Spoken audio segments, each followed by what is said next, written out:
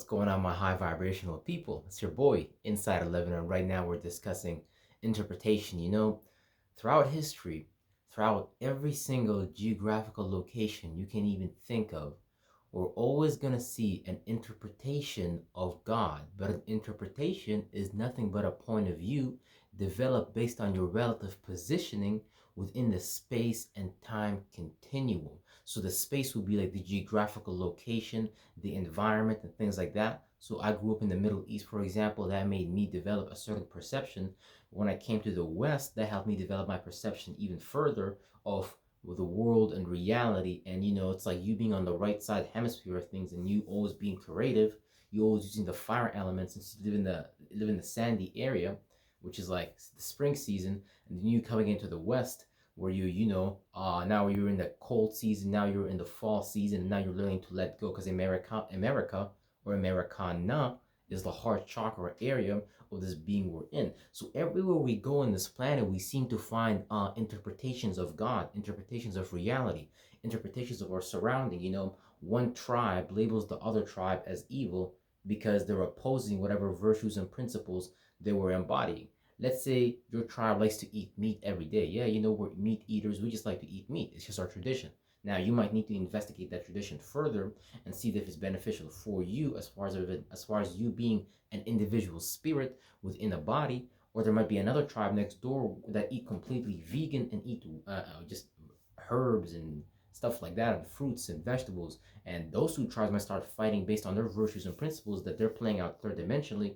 But we have to understand that we're all individual spirits in a body, so we're gonna always be observing these things from our own perspective within a group. So let's say you got a heart, and the cells in there are individualized, but they all follow the same process. Now they haven't expanded, nor do they know that there's other cells around them carrying out other functions. So we must understand that we are all part of this ecosystem that we call Earth, however you want to refer to it.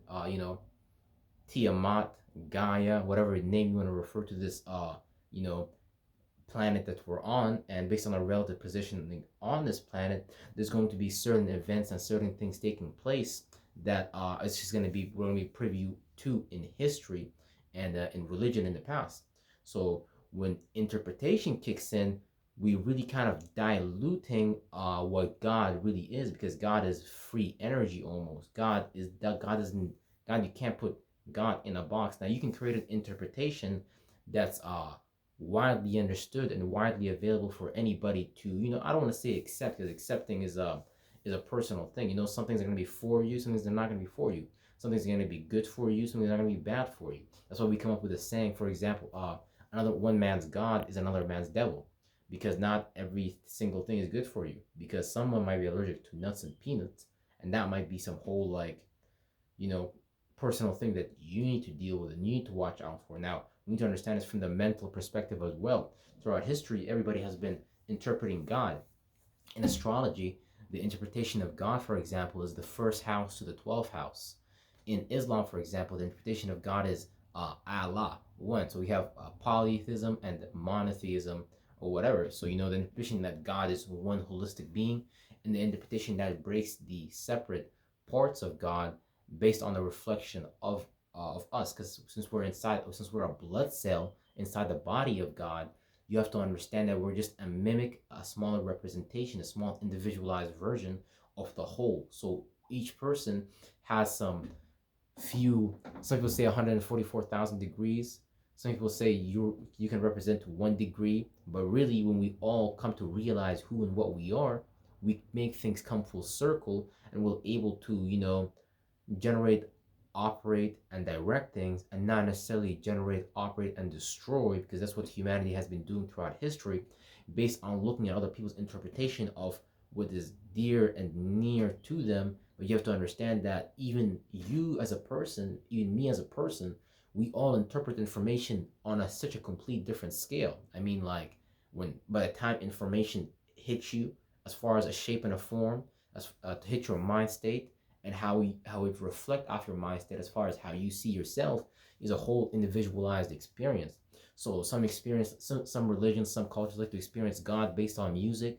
Some cultures like to experience God based on poetry.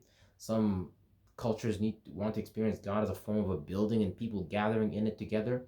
So there's many forms of worshiping God, but really all we're doing is actually just amplifying energy. We're practicing energy amplifications, because whenever you bring a group of people into an ideology, a way of thinking, and a way of feeling, and everybody can harmonize themselves with that, we expand the energy field, we expand the aura field, and we create a magnetic density that we can summon the reality that we would like with. Now, it takes a lot of energy. This is why it's very important for you to get together with like-minded individuals and things like that. So you don't necessarily get lost into interpretation. You start to see how the interpretation plays out in every single religion, and how the human perception of light, of information, is a very fascinating subject to study, because really fighting was not necessary throughout history, but it is what it is, because again, we have this thing called interpretation of God, we have this thing called an individualized point of view, and we have this thing also called personal experiences,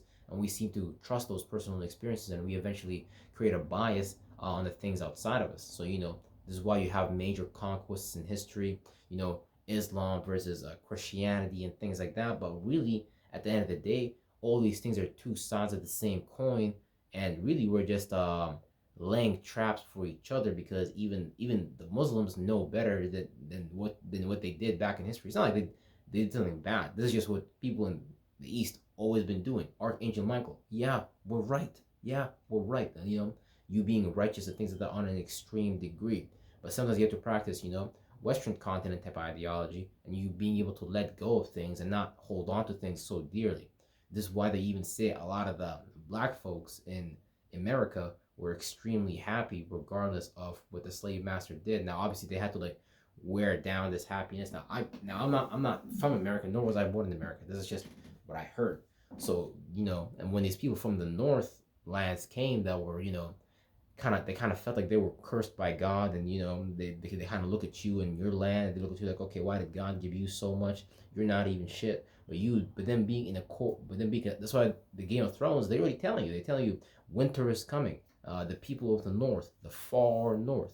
So those people were, they built really good structures. They really used wisdom and logic to process through life. But that's not the one all be all and things like that. I'm not saying like they ruled the world or anything like that, but a lot of those populations were used based on the mental disposition that they developed, and those bonds were directed towards a certain end. And that's what happens in every continent.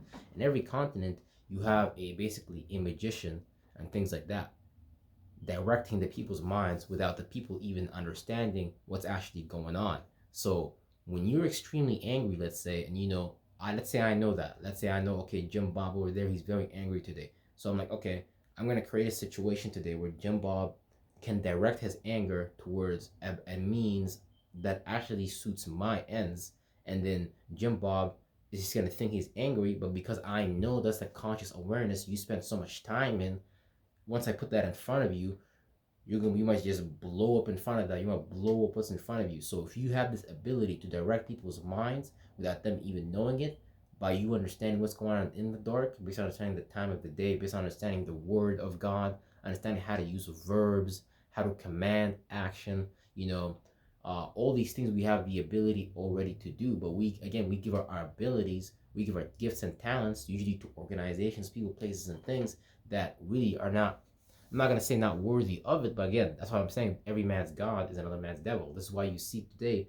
every father is against the son, and every son is against the father in a way, because we're all built differently, and what's for you is not for me. That's why we cannot afford to get lost in interpretations in the 21st century, because again, God is so expansive, God is so wide, you can't possibly put God in a box. That's like saying I don't want water to flow no more. I just want to put water in this cup. In fact, I'm not gonna drink it. I just want water. I said, what? I said, what, bro? Drink the water. Let it clear out your system. Hydrate and piss that shit out. You can piss that shit on the grass. Now you benefited the grass. Now you're recycling. You've recycled your system, and you're gonna help fertilize some shit or whatever you're gonna do with it. Because that's what life is. Life is a recycling system, and whenever we get down with this recycling system, instead of getting lost in one of those interpretations of the recycling system, then we can do what Kevin Hart says also: live, love, and laugh, and let these things pass on like they're nothing, because nothing lasts forever anyways. Your mind, your body's not gonna get last anyways. That's why you gotta come full circle. You can't just be always on the right side of things. Okay, now I'm right about everything, like the Muslims did. Now I'm right about everything, brother. Praise Muhammad. And or you can't just be too separate all the time, always forgiving and things like that, like the Indians in America or Americana. Nah, brother, we're gonna let things go because yeah, this is not the way. Or you can't just always be uh up, happy all the time. Sometimes you have to come down and realize, okay, so how did I get happy? Can I replicate that again and again? You can't just be down all the time, depressed, sad. Yeah, these things come and go, emotions come and go.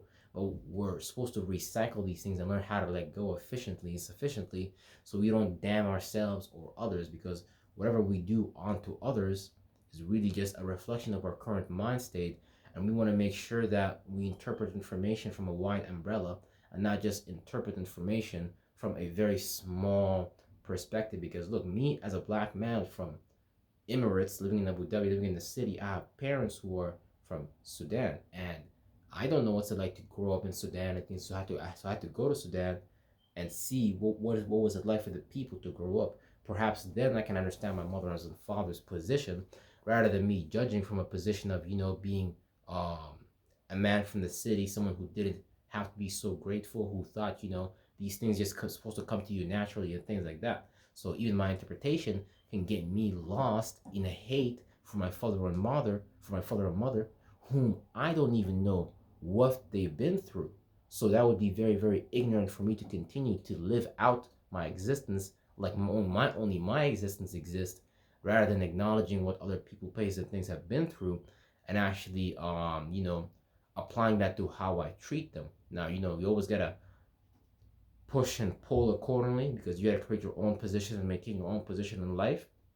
But this is why it's important to understand the circle of life, whatever you want to call it, the 12 houses, the four seasons, the four Markudvites or whatever. There's a name for it in literally every continent.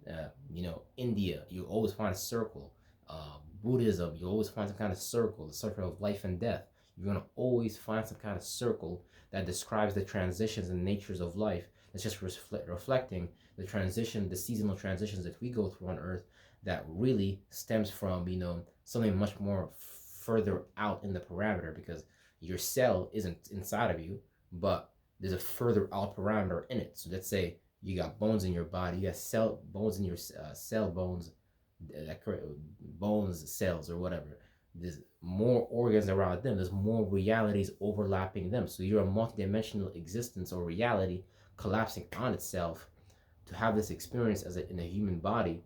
But for you to, because this is really just death, like this flesh is just death, but for you to begin to expand out of that, you need to start seeing the multidimensional nature of reality around people, places, and things around you, because you got all these different systems that collide with each other to create a function.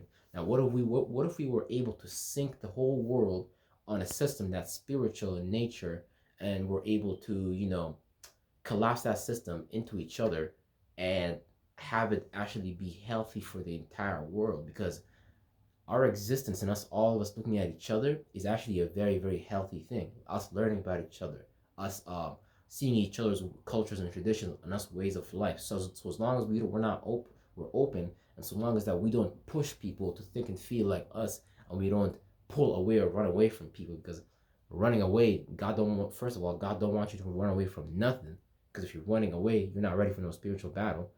B, if you're pushing how you think and feel on other people, then God's also gonna tell you you're not ready for nothing, bro. Because again, you're lost on the day shift, phallic religion, pushing out extremely, or you're lost in receiving energy, feminine energy. You're receiving too much from the world, and you're not externalizing how you feel and think about things. So you're constantly gonna receive some bullshit in your life, and you're just gonna say, okay, this is just the way of life, and this is just what I gotta do. But no, God needs you to grow up. God needs you to become a weapon. God needs you not to be a Christian. God needs you to be a Christian. God needs you to be a weapon of God. God needs you to weaponize your attributes and characteristics so that you can and will perform your purpose. Brothers and sisters, appreciate you. Love you. Ain't nothing y'all can do about it. Real shit.